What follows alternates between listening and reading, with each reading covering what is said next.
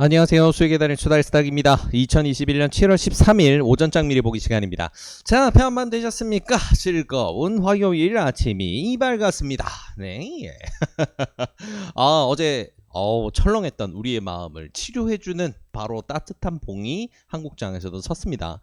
금요일장 아무래도 지난주 금요일장 마무리가 해외장이 워낙 뜨거운 분위기로 마무리가 되다 보니까 다시금 한국 안더 추세가 레이스하는 구간에 접어든다라는 인식을 시장에 많이 심어줬고요. 그래서 안도레리가 계속 이어지면서 한국장에도 그런 좋은 분위기가 옮겨 붙었습니다. 그래서 어제 코스피 선물 시장에서는 외국인 자금이 이제 9천억 이상 순매수가 장중에 들어오고 이런 흐름들을 바탕으로 해서 지수가 건전하게 다시금 반등세를 만들어냈다는 거. 일본장 같은 경우에는 어제 2% 이상 뛰어 올랐습니다. 네, 그래서 좀 오름폭 부분에서는 0.89% 코스피가 오르면서 좀 상대적으로 조금 아쉬운 폭으로 반등을 했는데 뭐 어제만 날이 아니니까요. 네, 또 이어서 레이스를 하면 되니까 그러기엔 좋은 환경이 지금 좀 펼쳐지고 있습니다.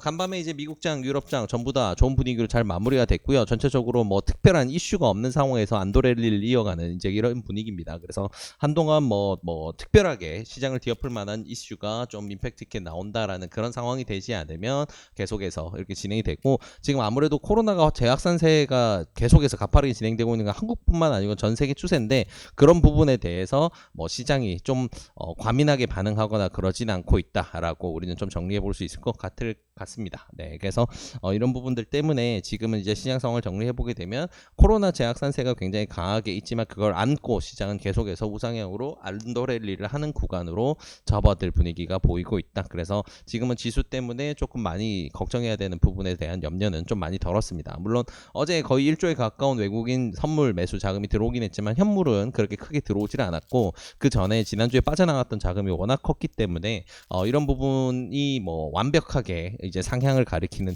다시 변곡점 만들고 레이스를 한다라고 완벽하게 우리가 좀 확신할 수 있는 구간은 아니에요. 그래서 너무 안도하지도 너무 절망할 필요도 없이 그냥 결국은 크게 흔들림을 이렇게 보이면서 우상향하고 있는 큰 틀에서 우리 전망이 그대로 유지되고 있구나 정도로 생각하시고 그걸 기반으로 해서 전략을 짜시면 좋을 것 같습니다.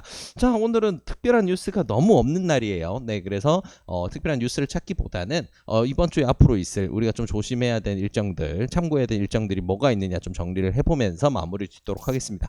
자, 일단은 오늘 보고 계신 건 이제 인베스팅닷컴에서 이제 제공해주는 경제 캘린더라는 화면인데요.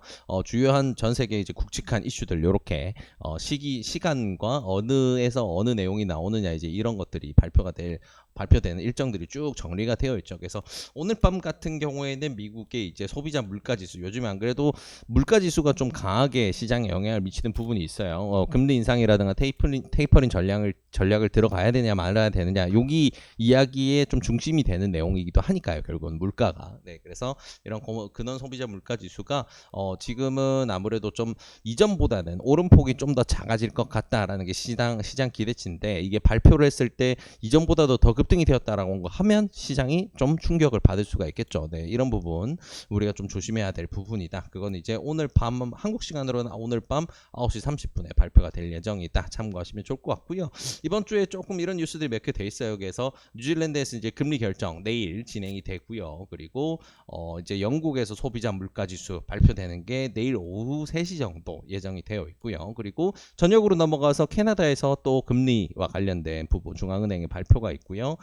그리고 이제 목요일로 넘어가게 되면 이제 중국의 GDP 발표가 있습니다. 2분기 GDP 발표가 있어요. 산업 생산이라든가. 그래서 실질적으로 지금 산업 생산이나 이런 부분이 얼마나 회복이 되었고 얼마나 성장하고 있느냐 이런 걸 이제 볼 수 있는 지표가 발표가 될 예정이고요. 그리고 오후에는 이제 목요일 오후에는 이제 그 실업수당 청구 변동, 이제 실업수당과 관련된 부분, 실업률을 체크할 수 있는 이제 이런 부분들, 미국도 마찬가지로 같은 날에 이제 신규 실업수당 청구 건수 이런 부분이 발표가 되고요. 제조업 활동 지수 이런 부분도 결국은 영향을 미칠 수가 있겠죠. 그래서 목요일에 좀 굵직한 이슈들이 많이 있고요. 금요일에 또 이제 일본의 통화 정책과 관련된 발표가 이어져 있다. 그래서 이번 주 같은 경우에는 이렇게 쭉 살펴보면 아시다시피 목요일, 금요일에 좀 중요한 내용들 많이 쏠려 있고요. 지금 금리와 관련된 부분에서 영향을 미칠 수 있는 이제 물가지수 관련된 발표는 내일로 예정이 되어 있다. 이렇게 참고하시면 좋을 것 같습니다.